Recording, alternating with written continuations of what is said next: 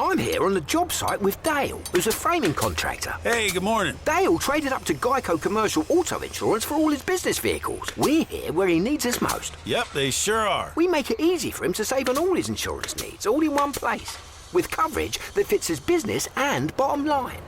Oh, I shouldn't have looked down. It's all right. We're so far up here. Look at me. Take a deep breath. No, I'm good. So good. Get a commercial auto insurance quote today at geico.com and see how much you could save. It feels good to Geico. It's time for the Larry H. Miller Utah Summer Games at Southern Utah University in Cedar City. Register today to participate in the 40th anniversary season of a Utah sports tradition at utahsummergames.org. Participate in over 50 sports around the state. Then plan to join the opening ceremonies Friday, June 5th, presented by State Bank of Southern Utah. Register today to participate in the 40th anniversary season of the Larry H. Miller Utah Summer Games. Good morning, DJ and PK. It's 97.5, the KSL Sports Zone. Another night of NBA playoffs in the books. The Lakers actually lead at halftime, but still lose to the Thunder decisively. And Cleveland loses in Detroit 107-97 as James Harden, once again, more turnovers than buckets. He made 3 baskets, 3 of 13 shooting, and he had 4 turnovers. And Harden in the playoffs, it just seems to be a bad match between those two. I can't explain it. Here's another thing. Cleveland's now played 9 playoff games this year, and they are 0-5 on the road, and they are 4-0 at home.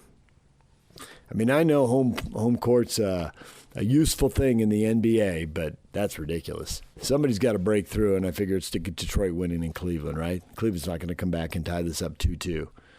I mean, they could. On paper, it doesn't look like there's that much separating these two teams. But I think there is. We'll see how this plays out.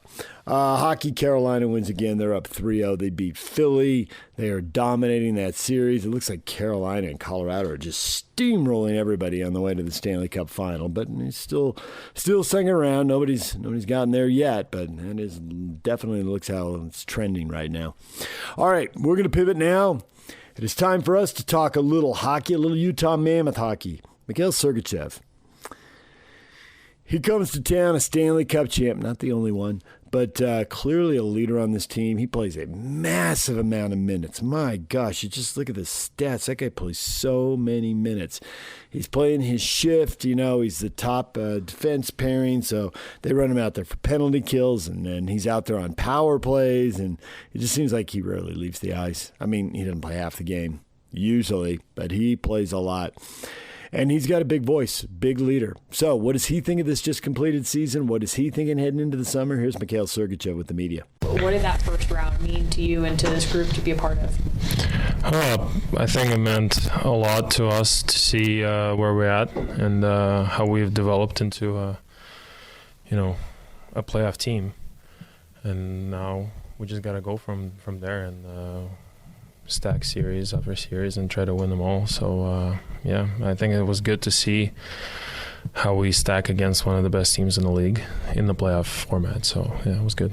When you came here to Utah, you were looked at as, a big leader coming in with a ton of experience and the number one guy for the D-Corps. As a leadership core over the last 2 seasons, how have you seen the guys in that group grow with you? Yeah, I mean, it's actually amazing to see how guys, go from a team that wasn't winning to winning more and then to making the playoffs and, winning in the playoffs and seeing the guys compete and be strong on pucks and then be really strong off the ice too. I think a lot of our guys made the right steps in the right direction and I'm taking them with them. So it's just good to see our young core, getting in those situations and learning from them. And it's starts with our captain, obviously. He's has been great player on the ice, but off the ice, he's been one of the best leaders, that you want to follow. Yeah. Was there a highlight or a peak moment for you this season, whether it's personally or as a group? I don't know. I don't really. No, there was some games that we won, like game in Florida, when we scored with 5 minutes left in the game. because that was a big game for us. We needed that win. There was some other games when we beat Nashville at home here, but I can't really point one big moment, but probably the first game at Delta Center in the playoffs. That was awesome. Yeah. We talk a lot about kind of building a team that has what it takes to get to the playoffs. Do you see, in that sense, any similarities between this team and the one that you guys had in Tampa? I mean, I don't like comparing. Sure. Yeah. We have a different path than that team, because that team's been, like Tampa's been struggling for a long time to get to the first cup. You know, they had to lose in the cup finals and then miss the playoffs, and you know, it was different. Here, we just start from scratch, pretty much, get to a new city, new fan base, so I wouldn't compare, but I think we have the right pedigree, you know, on the team, and the leadership group, and the core, and the whole team, you know, starting with, you know, our owner and going down. I think everybody wants to win here. Around the middle of the season, you obviously got a new D partner in Mackenzie Weegar. How did you guys form a connection / chemistry so quickly, and how do you think you guys did into the postseason? Weegsy is an easy guy to connect with. You know, he's a very nice, outgoing guy. He's easy to talk to. He's Canadian, you know, and they're all nice. So it was a easy match, I would say. How did we do in postseason? Like, not. I don't think we played good enough. Like, we could have played a lot better and helped this team. We didn't, but it's the whole team. You know, as a group, I think we could have played better. Just kind of looking back over the year, how pleased are you with just your general performance in the regular season, then into the playoffs? Myself, I don't know. It was a hard season. You know, I'll start with that. You know, you play every other day. You travel a lot, but that's all, I guess, excuses. So if I give myself a B- or something like that. As someone that's been there before, that knows what it takes to win, what about what you witnessed from this team in this first round, in their first playoff, gives you the hope and understanding that this core has what it takes to win in the future? We were up pretty much in all games in the third period. You know, we still found a way to lose those games. It's just understanding in those situations what you got to do, and that comes with experience. And when you need a goal, you score a goal. Like we actually did, but when we needed to defend, we gave up a goal. So I think it comes with experience and knowing what you got to do in certain areas of the ice, with the puck or without the puck, and or box out, and those are the details that matter. And you know, we kind of lacked them a little bit in pressure situations. But, you know, good thing about this team is we're young, and we can learn from that, and we can learn quick. So that's what gives me hope. Yeah. I know the belief in the room is confident, and you guys are, you know, reaching for these high ceilings, which you'll get to eventually. But as the season has gone on, we continue to hear this D-core is one of the best in the league. As far as continuing to grow and where you guys feel like you are right now, what makes this D-core special and different, maybe? Yeah. And then where can you grow? We're a tight group. That's what matters to me the most, that we're tight off the ice. You know, we have D dinners, D meetings all the time, and we just, you know, we feel like we separate ourselves from the forward group a little bit. It's not a bad thing. I think it's a good thing, because we're back there, we're defending, we're, you know, obviously Veggie is a backbone of our team, but I think we're up there too, so I believe. And that's it.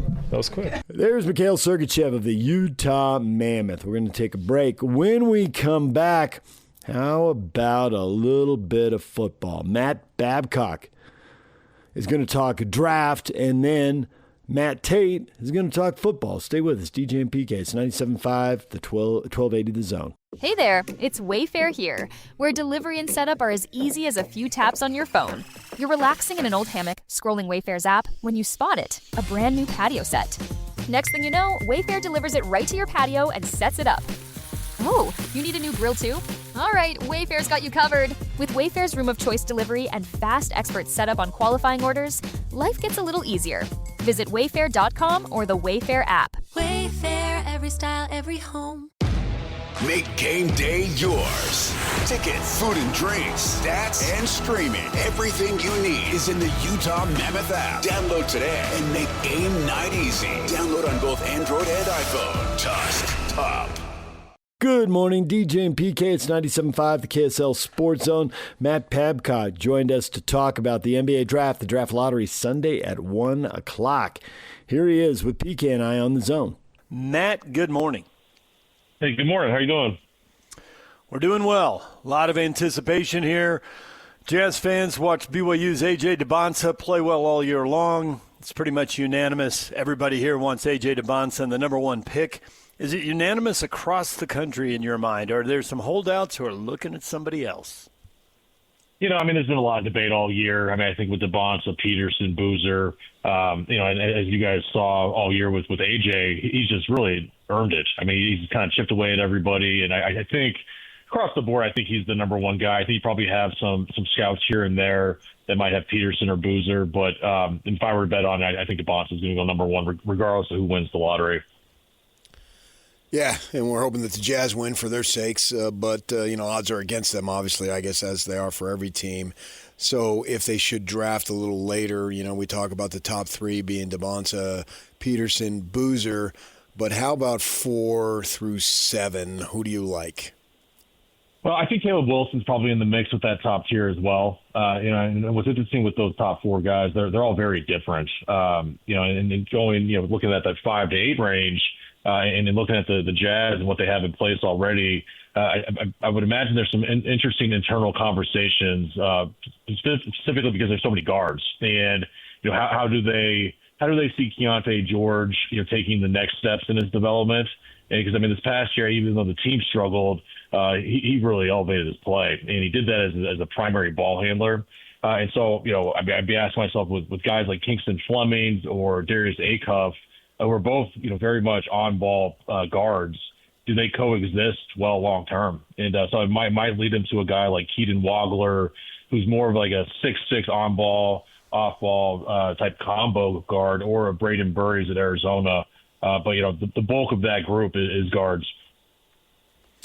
That's an interesting thought there, who fits, because don't teams get in trouble deciding who fits? Isn't it just take the best player? And if you have players who duplicate each other and really don't fit on the court well together. Guys are missing a lot of games. Maybe guys shouldn't play as many minutes so they don't miss as many games. Maybe there's a way to do it, and if there isn't, can't you make a trade, especially with guys who are on rookie contracts?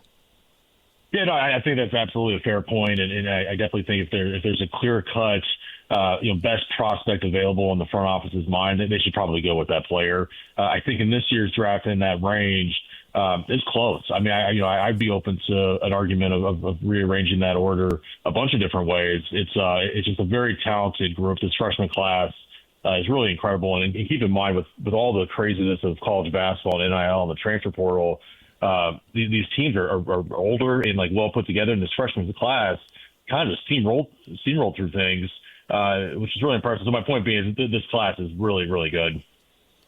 With that in mind, and it's just a projection, so obviously we can't hold you to it, but how many All-Stars would you say would be in this draft? That's obviously a tough thing to say. I think there's probably – I think the top 10, I think all of these players have All-Star potential. Are all of them going to click on all cylinders? Of course not. But I would imagine we have at least several, if not more. You mentioned that you thought Caleb should be considered with that top 3 group. I was wondering if there was a top 3. He was 4, and then there was a group after that. But if he was really locked into that 4 spot, if he were to move up a spot or two, who moves behind him and who are you dropping down? Or who do you think teams are dropping down and why? I think it would be. I think every team's going to look at it slightly differently. If I were to bet on it, I think Boozer would probably be the guy to slip. And when I say slip, we're talking about slipping like one pick. But yeah, I do think Caleb Wilson does have a lot of fans. I mean, his combination of he's 6'10", he's freakishly athletic and very versatile. I think his upside is just very, very high. And so, I mean, right now, the Jazz are penciled in at number 4. That's the guy I have them taking if they were to get that spot. I've always thought, going back many years, John Calipari knows NBA talent, and he's talked about how when he was at Kentucky, they listed the amount of money that his players were earning. Well, now obviously he's moved over to Arkansas. I didn't watch them a lot, as much as I would watch a Kentucky team. So I'm wondering what you think of Acuff, because I just look at Calipari's guys in the NBA, and he seems to have a lot of them who are good. Derek Acuff is a very talented player. I mean, another freshman that just had an incredible year. I mean, averaged, I think, 20-some points a game as a true freshman. And, the issue I would have with him, if I'm looking at it from a Utah perspective, is he's only about 6'2". He's just okay on the defensive end. Going back to, coexisting with Keontae George, we got 2, pretty much scoring guards that aren't known for the defensive end. That would be my concern, but the guy is a very talented offensive player, really good with the ball in his hands, creating, and he's a good shooter as well. It seems like you get to this second group, you can always look at the negative. Wagler was just off the radar, second-round pick. I don't know what. He was way out on the front. I mean, it's like he came from last place to win the Kentucky Derby and to move here into the top 6. Acuff, people question his defense. With Wilson, there's a question about three-point shooting. Are there any of these that you're willing to dismiss? Because it looks like these are the things that are maybe dragging each one of these guys, or might be dragging these guys down in the eyes of some of the teams. Are any of them you think can be dismissed, or are some of those serious concerns? I'm not really concerned with anything, too much as far as these guys being guys I wouldn't mess with. I think the guys that are projected in the top 10 or lottery, I think that it's, a lot of this is weighing out the pros and cons of each player and projecting what they'll become in the next few years. Again, just a really talented group. I'm expecting big things for this class. And so I know I'm not answering your question directly here. No red flags in this group to me. Wonder what you think of Richie Saunders. He was a dynamic player, but he got himself injured there fairly late in the season, so I don't know if he'd be ready. But as far as him being a second-round pick, what do you think?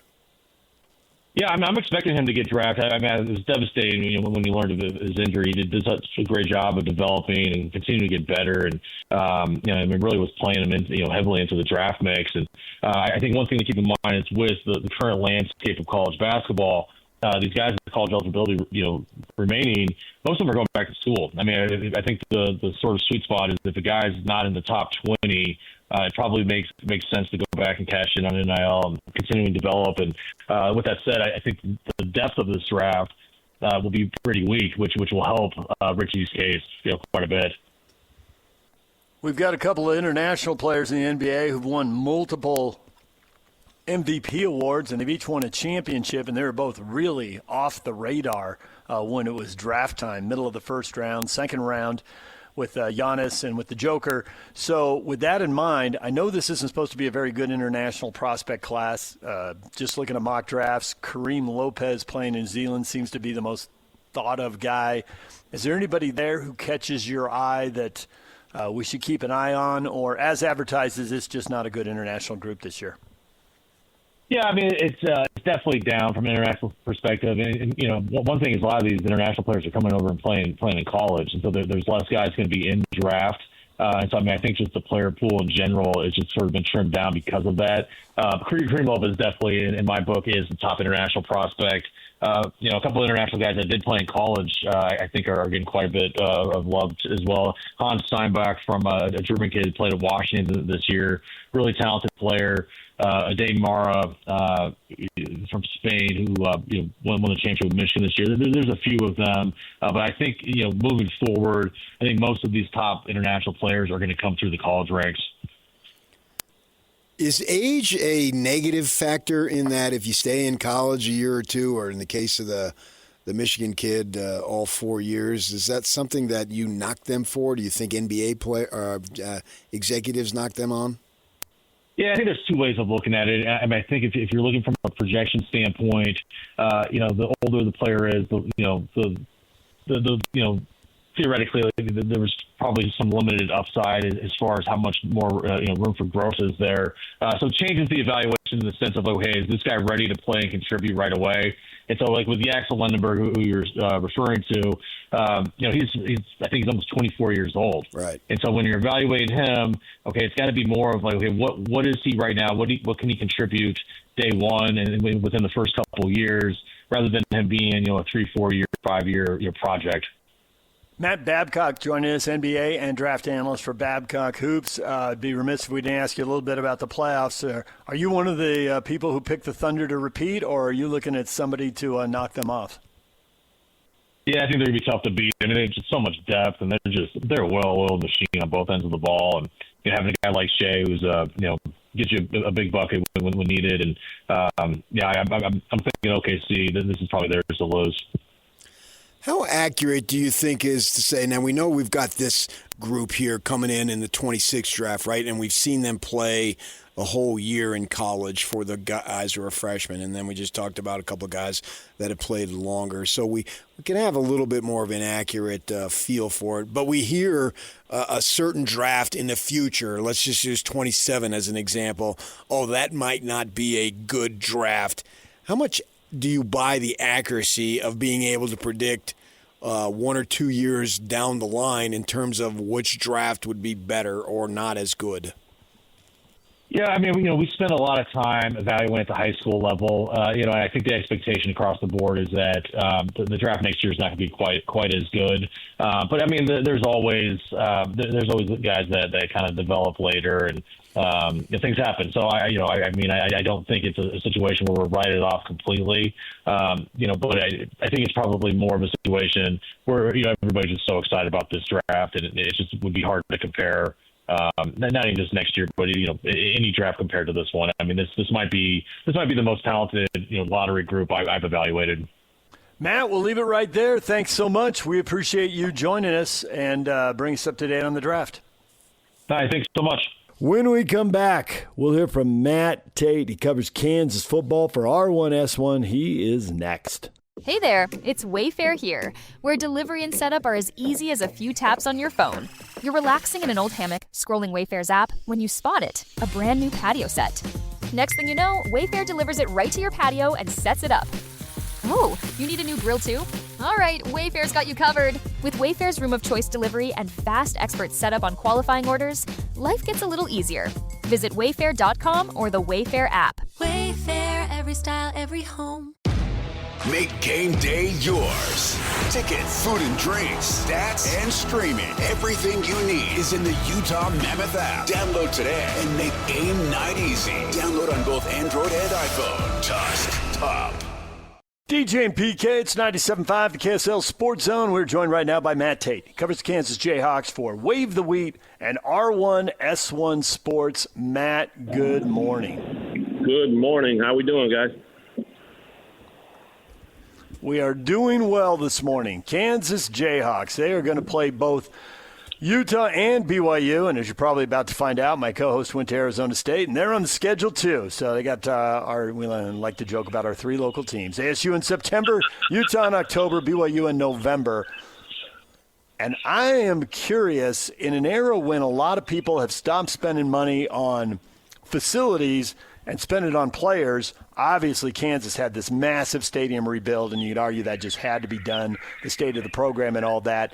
Is that providing the type of momentum and energy going forward, both in recruiting but also in the fan base and donors and all that is expected to, or is there a little bit of thought that, man, we zigged when everyone else zagged and it's left us a little behind? Yeah, I think it's been great. I think the response to what they've done and they've done it right is the most important part. It's not been a Band-Aid approach. They knocked the whole thing down and really didn't cut any corners and have made it an incredible facility. And it's it's beyond 6 football games in the fall too. I mean, they're using that thing year round, and certainly plan to do more and more as it gets complete and as the years move on. So, they did it right. That got people excited. It looks nice. It looks fancy. It's as nice as there is maybe in the country in terms of, seat for seat, pound for pound, all that stuff.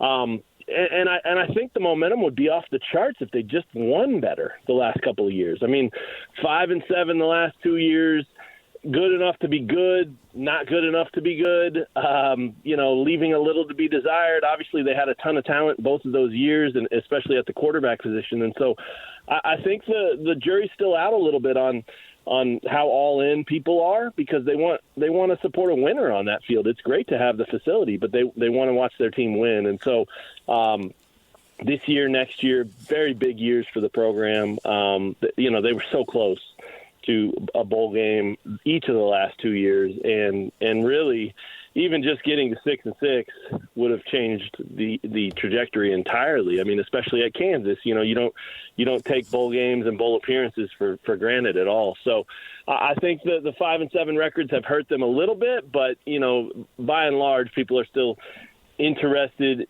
excited, and the program's still relevant around here, and that's what makes this year such a big year. Quarterback-wise, you got Cole Ballard, Isaiah Marshall, Rice transfer, Chase Jenkins. What do you think? Yeah, it's down to Ballard and Marshall for sure. Jenkins is a really nice player, brings some depth, brings some athleticism. They like him. They wouldn't have brought him in if they didn't, and those other two guys like him too. So I just think he's too far behind, and he's been injured a little bit in spring. So I really think it's a race at the top with those other two guys, and it's a really interesting battle. I mean, all quarterback battles are interesting by nature, but it's a really interesting battle because in some ways Cole and Isaiah are similar, and in other ways they're completely different. I mean, Cole is a really bright quarterback. He runs the offense the way it needs to be run. He knows where guys are going to be. He knows how to get teams into good plays and out of bad plays. He knows, how to be consistent. He knows how to be smart, and he's got a little bit of experience. Isaiah is the opposite of that. I mean, the question with him is, how well can he run the offense? How does it look when he's out there in charge? We haven't seen it a ton. He's been on the field some, but mostly just as a playmaker. And that's where he's exciting for people, is because he is a dynamic talent. I mean, when he gets going with his legs, he can make plays that Cole can't make. He can make plays that a lot of guys can't make. So I think the whole thing's going to come down to consistency. And if you made me pick today, I'd probably give the edge to Cole Ballard because of that. I mean, he just has a more consistent approach, and he's shown that in the limited time he's been able to be out there. But I do think they'll both play. I mean, I think if Cole Ballard's your starter, I still think they have a handful of packages, and maybe more than we've seen in the past for Isaiah to be in the game, because he's too good of an athlete and too explosive and too dynamic of a player on any potential snap for him to not play at all. So I think even if it is Cole as the starter, I think they're going to find a way to play them both, not in a 2-quarterback system or alternating drives or anything crazy like that. I asked this spring about that, and I it's been done. I don't know that many coaches, if any anymore, want to do that ever or even like it, but what they're talking about is different than that. So I think they both play, but I'd have to pick Cole Ballard as of now. Isaiah's going to need a really, really good camp to pass him. So that leads us to the receiving corps then. Cam Pickett is back. Their transfers, 50 new players, 32 of them transfers. 12 early enrollee freshmen I read about. But Nick McMillan, a transfer from Buffalo, Najee Cox from Middle Tennessee, along with Cam Pickett returning. Is it wide receiver by committee? Is there somebody who's going to jump out of this group and be dominant? What do you think? Yeah, I think it is a little bit unknown right now. I think they've got bodies there that they like. I think if you were to name someone who would jump out, like you just talked about, I think it would be Cox. I think there's a lot to like about his game. big, strong, physical, big hands, good, strong hands. I mean, he seems to me, and we're not out there every day in the spring and obviously aren't with them all the time either, but just talking to the coaches, talking to some of his teammates, I mean, his was a name that kept coming up, and it also was kind of centered around the idea that he keeps coming up because he keeps getting better, and the light bulb keeps going on for him every day, and he learns a little something and then commits it to memory, and then he's got it. And so I think, you know, if you were looking for a breakout kind of guy, that would probably be as good a bet as anybody. You know, he's not a guarantee in that regard by any means, but he's definitely somebody they like and have high hopes for.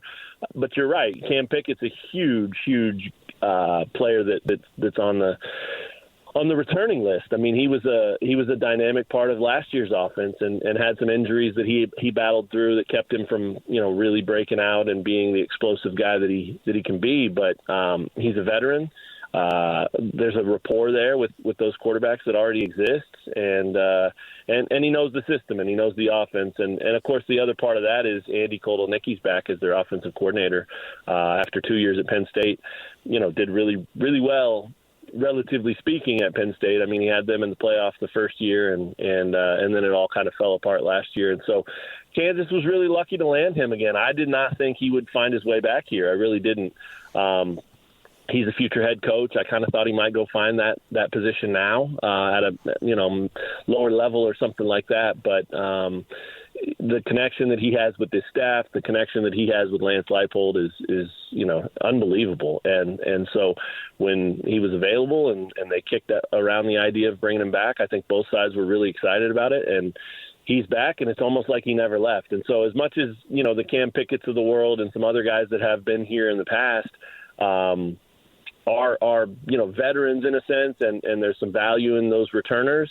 Andy's new to a lot of them too, and so there is a little bit of that adjustment that needs to happen, and that's obviously what spring was about in a big way. But from everything I hear, man, Andy's come back and he's really allowed the terminology and the things that existed here after he left to stay in place, and he's learned it instead of forcing the players to learn, you know, what he wants and what he calls things and things like that. He's learned their language, and you know, that's a credit to him for sure. He's a heck of a coach, and I really do think it was noticeable with him gone, and I do think it'll be noticeable with him back. He's just an excellent play caller, and he does some really fun stuff out there, and even when you're overmatched talent-wise, he can find a way to sort of negate that. Top 4 rushers, or top 3 rushers, I should say, are gone from last season, the 2 running backs, and then Jalen Daniels, obviously the quarterback. So what's going to happen as far as who's carrying the ball? Well, Dylan Edwards is an incredible talent. He's had a heck of a weird career. He's a Kansas kid. KU recruited him hard out of Derby High School when he was one of the top prospects in the country. I couldn't even give you the list in order of where he chose and didn't choose, but I know he played at Colorado, and I know he played at K-State, and I know Notre Dame was in the mix too. But he finally landed at Kansas. Incredible player. I mean, he really is. It's as much mental with him. I mean, he's got to have his head on straight and be right and be happy and be in a place that he feels good, and all signs this spring pointed to him maybe feeling better than he's ever felt as a college football player, and part of that's credit to him, part of that's credit to this staff, part of that's credit to his teammates, because he was a sort of lightning rod for attention at all of those other stops, and there were some really highs and some really lows, and he's an interesting player, but his talent is undeniable. And everything that I've heard about him so far is that, this guy is a game changer. And so he's a nice piece that you can add for what you just mentioned, making up for the loss of what was in that running back room last year. He's a nice piece for a coach like Andy Kotelnicki to have, because he can do so many different things with him.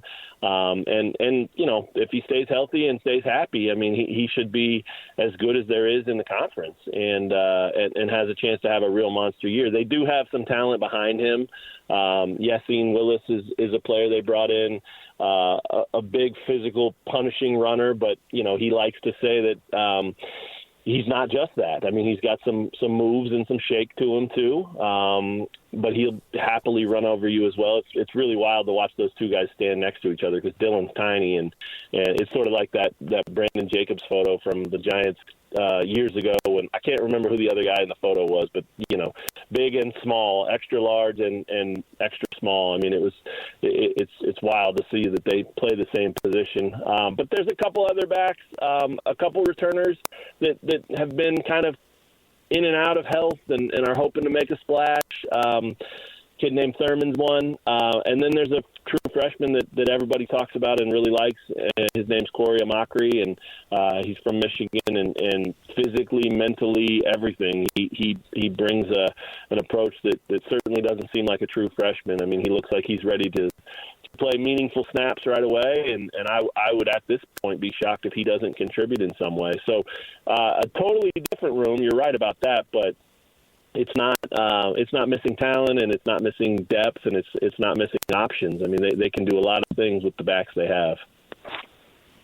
Matt Tait joining us, Kansas Spring Football Tour. You already mentioned the back-to-back 5-win seasons, not getting bowl eligible. Giving up almost 27 points a game and 173 yards on the ground. It's clear the rush defense has to get better, and the defense has to improve if Kansas is going to have winning records and be bowl eligible in that. So what does the D-line look like? How much did they beef that up? Yeah, you mentioned the number of transfers, and so there's a lot of guys up there that are factoring into that as well, and they're all new to us, right? So we hear what we hear, and there's some names that are thrown around, but without having seen it or gotten to know them or actually seen them deliver on Saturdays, it's hard to know exactly what's going to happen. I know that, the D-line, it's obviously a little bit different when you're talking interior and on the edge, but Leroy Harris is a guy that they're really excited about. He had a pretty strong year last year and was still very much, growing into the position and into himself and into the sport and all of that. And so I think the expectation with Leroy is to have a monster year this year. And there's no reason to think that he can't. I mean, hard worker, incredible length, incredible, athleticism. I mean, he's one of those guys that just really seems like he's ready to take the next step and to make an impact that's bigger than he's had before, and they're going to need that. I mean, that's the biggest thing. Is it's not just they hope he makes that impact; they need him to, and so I think that's a name to watch on the D-line for sure. I mean, again, he's an edge rusher, and so it's a little bit different when you're talking about the interior and the edge, but he's a huge part of it. Blake Harreld's another guy on the interior. He's not going to wow anybody really, but he's just always been there, and he's a veteran KU guy. He's been here his whole career, and he's just steady, hard-working dude, makes plays, continues to get better, and that's certainly a name that people know, and he still, I think, has a chance to even take another step forward in his production and what he can bring to the defense. They brought in a couple of guys. There's a guy named Iman Smalls. They call him Biggie. He's a name to watch up there too, 6'2", 315 pounds. Dak Brinkley's another Kansas guy. He's been here his whole career. He's on the edge there, on the other side from Leroy, and Dak was highly recruited out of high school in Arizona, and stuck with Kansas. He came in with 2 or 3 guys from the same high school, and I think the other 2 are gone now. They transferred out, but he stuck it out, and he's had playing time, but now's the time for him to take the next step, and everything seems to be as it should be with him. I mean, they're ready for him to have that breakout year, but it's not like he's behind or has disappointed in any way. I mean, he just keeps getting better, and he keeps getting more experience. And so Leroy and Dak are the edge guys to watch. And then with Biggie and Blake Harreld and another guy, David Santiago, who came, spent some time at Michigan State and Air Force. That's another interior guy, edge guy. I mean, they have a lot of guys, like I said, that are hoping to just kind of slot into a rotation. They don't mind, rotating guys through and keeping fresh legs on the field. If they have, 8 D tackles that can play and they're all worthy of playing time, they'll find a way to play all 8. If they only have 2, then they'll lean on those guys. But I think they're still sorting that out a little bit. But those are some names to watch and guys that will have to have an impact for this defense to be better. The thought is if you go overseas, and that's where they're playing ASU, that those teams come back and there's a struggle, and I think they have a bye, and then Middle Tennessee, then they play Utah. Was there any concern about that? Because I think that was part of Kansas State's thing the year before in Ireland this past season. I'm wondering what the ramification was as far as anything negative by playing that game over there. I think they're super excited about it. I do. I mean, I know what you're talking about, and I think they like the way the schedule sets up in that regard. They do play Missouri right before that game, which is, their biggest rival from all the way back to the Civil War. So, it's a little bit of a wild stretch there when you look at it that way, but having the bye after the game is important.